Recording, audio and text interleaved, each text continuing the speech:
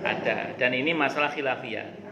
Khilafiyah itu sesuatu yang sudah selesai dibahas, hasilnya nggak selesai. Nah, itu khilafiyah namanya. Sudah selesai dibahas. Jadi masalah gambar itu sudah selesai dibahas, Pak. Di masa salaf itu sudah selesai dibahas. Di masa salaf, masalah gambar ini sudah selesai dibahas dan hasilnya nggak selesai. Nah, itu, Pak. Saya kira itu. Wallahu a'lam bishawab. Makanya kalau di masjid jenengan tadi ada yang memprovokasi ndak mau, ya berarti beliau termasuk yang berpendapat itu dilarang. Tapi kalau Pak Soleh Hendrawan termasuk yang membolehkan, ya saya kira itu. Wallahu a'lam bishawab. Ngoten nggih? Nggih. Monggo. Kenapa?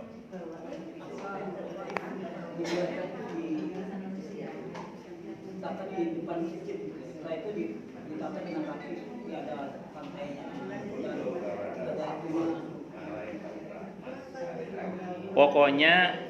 Pokoknya makam itu jangan di dalam masjid. Kalau makam itu berada di samping masjid atau di depan masjid atau di belakang masjid, asal terpisah dari masjid, bukan menyatu dengan masjid, terpisah, itu ya tetap sah sholatnya. Walaupun saya akui ya, kalau di fikih sunnah itu agak keras sedikit mengatakan tidak sah. Cuma kalau saya pribadi termasuk mengatakan sah, alasan saya sederhana saja. Ini alasan saya sederhana saja. Ada nggak yang menfatwakan sholat di Masjid Nabawi itu batal? Padahal sampingnya itu ada makam Rasulullah Muhammad SAW. Ya, ada orang yang mengatakan itu kan Rasulullah khusus Ustaz. Abu Bakar bagaimana? As-Siddiq radhiyallahu anhu. Bagaimana dengan Sayyidina Umar bin Khattab radhiyallahu anhu? Kan nggak khusus kan? Itu satu dulu. Kalau Nabi memang betul, Nabi itu dimakamkan di mana beliau wafat. Nah, beliau wafat di kamarnya, ya beliau dimakamkan di situ. Tapi bagaimana dengan Abu Bakar As-Siddiq radhiyallahu anhu? Bagaimana dengan Sayyidina Umar bin Khattab radhiyallahu anhu? Nah, itu. Terus kalau Bapak lihat, mohon maaf ya, pelebaran Nabawi itu altarnya itu menyentuh baqi'. Baqi' itu pemakaman, jangan salah. Tapi ada nggak ulama yang menfatwakan batal? Nggak ada kan? Nah, terus ada ulama yang bela mengatakan itu khusus karena tanah haram. Nah, itu kan pendapat. Kalau pendapat ya namanya pendapat, saya kira itu. Nah, jadi asalkan jangan sengaja ditaruh dalam yang dicela oleh Nabi itu kan, mereka orang-orang Yahudi itu menjadikan kubur-kubur Nabi mereka sebagai masjid. Itu kalau kata Ibnu Abbas, itu pengertiannya. Mereka itu memang sujud di atas kuburan itu. Sujud di atas, jadi ibarat kuburan itu ditaruh di dalam masjid, memang sujud ke kuburan itu memang. Itu yang nggak boleh. Itu, Pak. Kalau ngajinya di depan kubur. Kalau Bapak nanya ke saya ya, ini kalau nanya ke saya, ini mohon maaf kalau mungkin pendapat saya, mohon maaf ya, mungkin berbeda dengan beberapa teman di Muhammadiyah. Tapi ini saya sampaikan, ini juga ulama beda pendapat. Saya sampaikan apa adanya aja ya, ini beda pendapat. Kan Bapak tadi nanya bagaimana hukumnya membaca Al-Quran di kuburan. Bapak tahu saya Utsaimin ya, salah satu ulama mufti yang ada di Saudi. Ya, tokohnya Salafi lah beliau itu. Rahimahullah rahmatan wasi'an.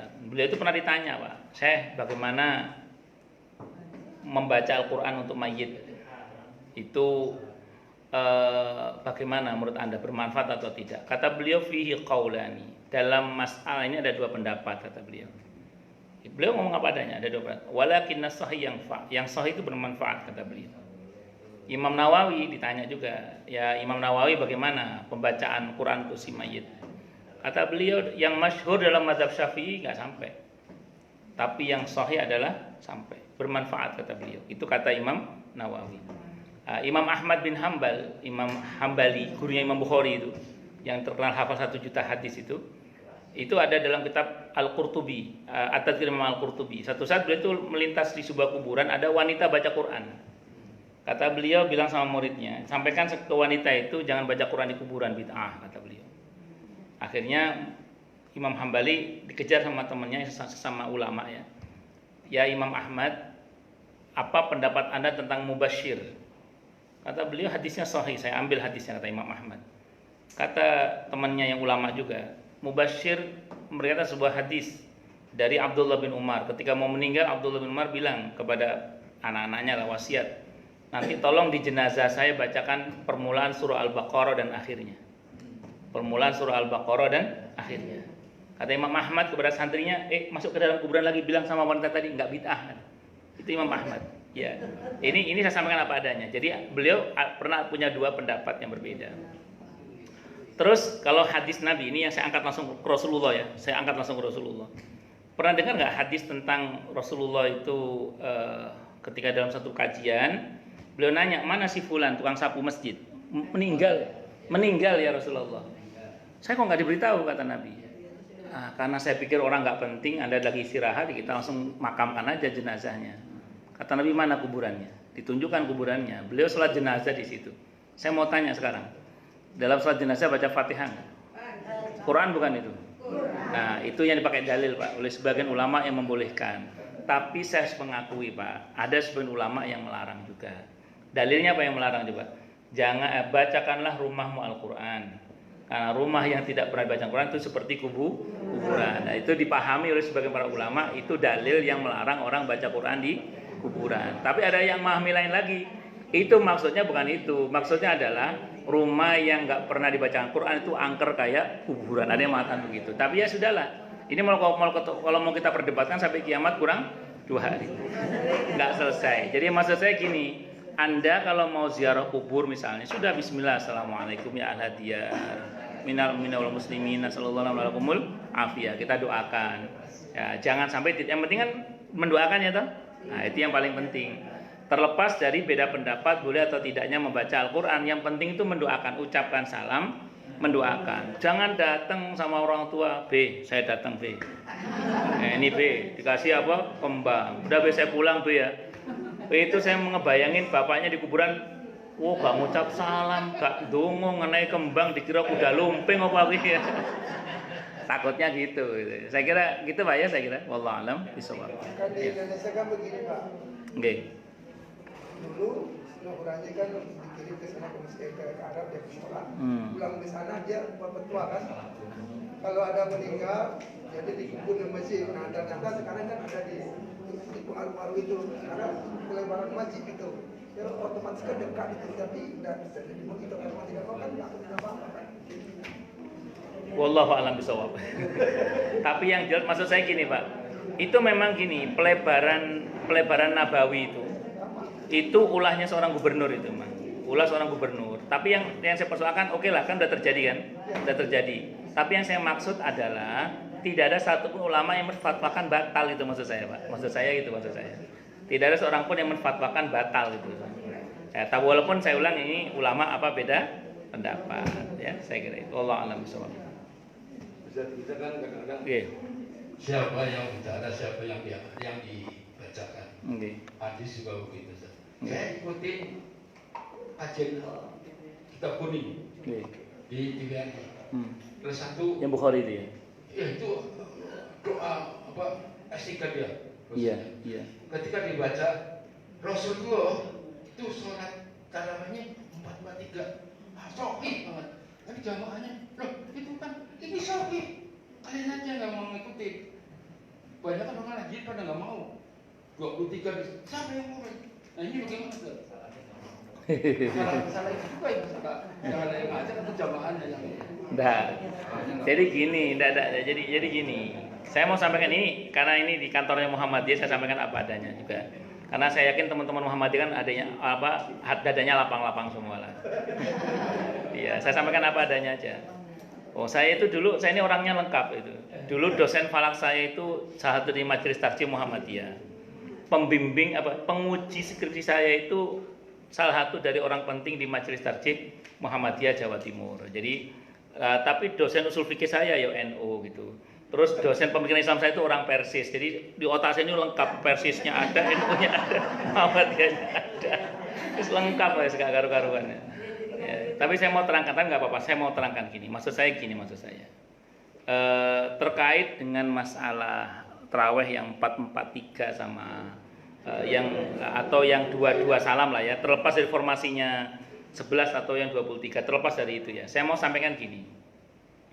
Kalau kita menggunakan pendekatan tarjih, ini tarjih. Dan teman-teman Muhammadiyah kan termasuk yang senang tarjih. memang kalau dari segi kualitas sanad hadis itu yang paling sahih itu 443 itu. Itu betul, itu yang paling sahih. Hadis yang paling sahih redaksinya itu adalah 443 dari segi sanad loh ya, dari segi sanad hadis. Tapi hadis yang paling sahih itu kan bukan berarti yang lain dhaif. Hadis yang paling sahih bukan berarti yang lain dhaif. Artinya kalau kita inilah yang paling sahih itu yang kita pilih, tapi tidak menutup mata dari yang lain, gitu maksudnya. Nah, kayak teman-teman Muhammadiyah itu di semua masjidnya 443. Nah, kenapa? Karena memilih tarjih tadi itu. Nah, dianggap ini yang paling kuat, tapi jangan menutup mata dari yang lain. Yang lain yang sahih juga ada. Mana dalilnya? Hadisnya riwayat Abi Dawud. Hadis riwayat Abi Dawud. Nabi ditanya, "Ya Rasulullah, bagaimana sholat malam itu?" Nabi jawab, "Sholatul laili wan nahari masna masna." Kata Nabi, sholat sunnah di waktu malam dan siang itu 2 salam kata Nabi. Ini sahih juga hadisnya. Cuman dari segi sanad Abu Dawud sama Muslim tidak bisa diadu. Jadi menang Muslim ini dari segi sanad hadis. Makanya kalau dari segi sanad hadis ini yang ditarjih, yang dimenangkan yang sahih Muslim. Tapi jenengan yang pakai tarjih tidak boleh kemudian menganggap yang dua-dua itu dhaif juga. Kenapa? Karena yang paling sahih bukan berarti yang lain dhaif. Itu satu dulu rumusnya. Nah, nanti yang menggunakan dua-dua itu apa jawabannya, Pak? Statement ini saya dengar langsung dari diantaranya Ustadz Firanda ya. Ustadz Firanda itu kan maksudnya dua-dua. Nah, dalam pidato beliau itu beliau ngomong, itu yang saya ikuti tapi ya, yang saya dengarkan ceramahnya. Kata beliau ini kata beliau. Itu 443 itu hadisnya Nabi yang mengamalkan. Kalau yang dua-dua Nabi mengajarkan. Nah, ya, paham nggak maksudnya? Kata beliau. Ini biar Anda paham, maksudnya biar Anda, oh ternyata hujannya itu. Kata beliau ini, apa yang Nabi kerjakan itu belum tentu untuk umatnya, kata beliau. Tapi yang Nabi ajarkan pasti untuk umatnya. Maka beliau mengatakan kami memilih yang dua-dua itu. Jadi masing-masing itu ya punya argumentasi sebenarnya. Jadi mohon maaf maksud saya gini, jangan menuduh teman yang dua-dua itu tidak mau mengamalkan hadis yang 44, bukan. Tapi beliau memang tidak mengamalkan yang 4 itu, tapi memilih yang 2 karena alasannya tadi itu diantaranya. Jadi sebenarnya semuanya taat sebenarnya. Yang 443 itu semangatnya ya taat kepada Rasulullah, ittiba itu. Nah, kemudian yang 22 semangatnya juga sama, ittiba juga. Jadi sama-sama ittiba jangan berantem lah. Maksud saya begitu. Maksud saya gitu. Ya kenapa? Itu kedua-duanya ada dasar. Cuma biasanya kalau yang 23 itu selalu itu dasarnya itu 2 terakhirnya 2 sama 1 gitu. Tapi kalau yang 4 pasti bisa 4, 4, 3. Berarti dasar itu ada dasar semua. Itu. Nah, kata Ja'far Nasruddin kalau 4 itu biasanya Nabi laksanakan 4 rakaat, kemudian langsung dia itu tawaf. Sudah tawaf saat kemudian pulang lagi salat lagi 4 lagi kan gitu. Itu baru 3 itu dasarnya kan gitu. Ya. Memang gini. Karena kan begini. Di sini ada dia itu 22.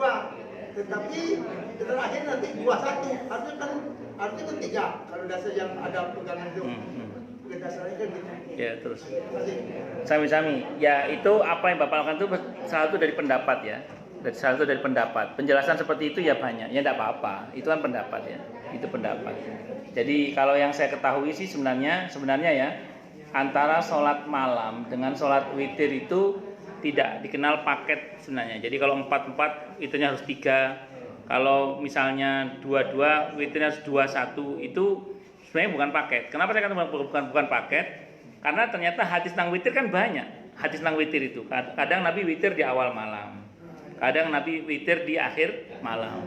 Kadang Nabi witir tidak hanya 3 loh, tapi 1, 3, 5, 7, 9 bahkan. Ini maksud saya iya. ini Pak yang Enggak, Bapak udah betul. Itu Bapak menjelaskan fikihnya. Nah, jadi Jadi apa yang Bapak katakan dari Ustadz tadi itu nggak salah, betul, nggak salah. Cuman maksud saya, sependek yang saya ketahui, antara sholat malam dengan witir itu bukan paket yang saya tahu. Artinya bukan ada keharusan seperti itu. Cuman yang memahami seperti itu juga ada, gitu loh maksud saya. Jadi ini makanya gini Bu, dalam kajian kita ini sengaja saya sampaikan semuanya, biar jenengan tuh paham, ternyata yang begini ada dasarnya juga. Walaupun kita nggak sependapat, nggak apa-apa. Paling nggak kita bisa menghargai gitu maksud saya. Nah, ngoten nggih? Saya kira itu. Wallahu a'lam bishawab. Kalau Bapak orang Sumatera mana, Pak? Nah? Oh, Sumatera Barat, Masya Allah. Ya, monggo. Haul. Kenapa haul? Haul 1 tahun kan? Zakat. Bukan, artinya dalam Kematian. Nah, gini aja deh. Itu gini. Ini terlepas dari sepakat atau tidak sepakatnya Anda terhadap istilah haul itu. Sependek yang saya ketahui, saya pernah mendengar langsung ceramah Ki Haji Marzuki Mustamar itu. Sekarang ketua PWNU Jawa Timur itu. Saya pernah dengar ceramah beliau itu bilang gini. Teman-teman di NU loh ya, itu melakukan haul itu dengan dasar kebiasaan Nabi yang setiap bulan Sya'ban itu ziarah ke makam Baqi. Jadi Nabi itu ada agenda tahun sekali di bulan Sya'ban itu ziarah ke makam Baqi, kecuali menjelang wafat. Kalau menjelang wafat beliau lebih sering ziarah ke makam Baqi. Tapi kalau untuk yang setahun sekali itu di bulan Sya'ban itu beliau sengaja ziarah ke makam Baqi. Nah, karena beliau setahun sekali ziarah ke makam Baqi di bulan Sya'ban itu satu putaran setahun kan namanya haul. Maka sebagian orang yang memahami itu dipahami sebagai haul. Ya haul sebagai haul, istilah haul yang setahun sekali itu.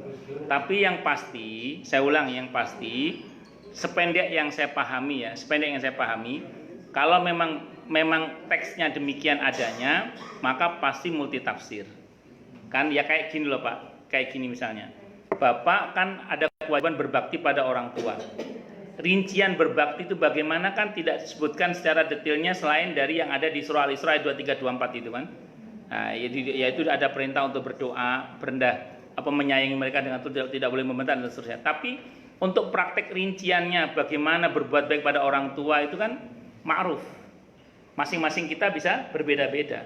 Ya, saya misalnya, saya orang tua saya ternyata lebih kaya dari saya misalnya. Berarti untuk berbakti saya pada orang tua tidak ada nafkah. Kenapa? Karena orang tua lebih kaya dari saya. Nah, tapi saya kalau pulang mesti bawa tentengan, bawa hadiah. Kesukaan bapak saya sama ibu saya. Anda misalnya bapak ternyata orang tuanya miskin, bapak kaya. Berarti cara berbakti bapak ke orang tua apa? Ngasih nafkah. Karena orang tua miskin, bapak kaya. Nah, jadi stylenya kita, tapi spiritnya sama berbakti. Itu seperti itu. Nah, kalau saya menangkap pokok dari apa yang dikatakan tadi itu kan intinya satu. Orang yang mati itu jangan dianggap tidak ada. Orang yang mati itu masih ada. Jangan salah, dan kita harus memperhatikannya dalam bentuk doa, termasuk menziarahi kuburnya kalau mungkin. Dan itu tidak harus tahun sekali, bisa kapan saja, karena ziarah kubur itu mutlak kapan saja. Karena nanti di akhir hayat beliau nggak setahun sekali Pak, di akhir hayat beliau sering. Beliau itu di akhir hayatnya ziarah kubur Baqi itu sering beliau, hampir setiap hari lah kalau bahasa kita itu. Tapi ada bacaan-bacaan tertentu itu buat yang di. Ya itu yang saya bilang tadi, itu sudah kembali pada penafsiran masing-masing. Yes and no-nya pasti ada, saya kira itu. Itu yang bilang tadi. Ini pokoknya kalau mau kita perdebatkan sampai kiamat kurang 2 hari nggak selesai pokoknya gitu. Saya kira itu ya. Ya baik. Alhamdulillah.